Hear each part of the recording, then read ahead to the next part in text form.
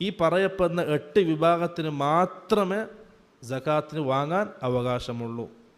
ഇവരല്ലാത്തൊരു 9ാമത്തെ വിഭാഗത്തിന് സകാത്തിൻ്റെ സമ്പത്ത് വാങ്ങാൻ അവകാശമില്ല എന്ന് ആ ആയത്തിൽ നിന്ന് മനസ്സിലാകുന്നുണ്ട്. ഇന്നമ എന്ന വാക്കിലൂടെ മനസ്സിലാകുന്നുണ്ട്. അതുകൊണ്ട് നമ്മൾ ശ്രദ്ധിക്കേണ്ടത്, നമ്മൾ സകാത്ത് കൊടുക്കുന്ന സമയം അത് നമ്മൾ ആർക്കാണോ കൊടുക്കുന്നത് അവർ ഈ 8 വിഭാഗത്തിൽപ്പെട്ട ആളാണോ എന്ന് നോക്കുക.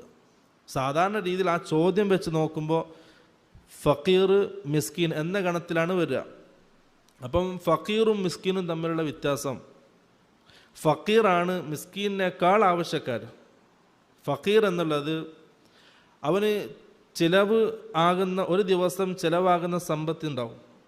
ആ സമ്പത്തിൻ്റെ പകുതി പോലും അധ്വാനിച്ചുണ്ടാക്കാൻ കഴിയാത്ത ആളാണ് ഫക്കീർ. ഇപ്പം 1000 രൂപ ഒരു മാസത്തേക്ക് ചിലവാണെങ്കിൽ അദ്ദേഹം അധ്വാനിച്ചിട്ട് 500 രൂപയോ 500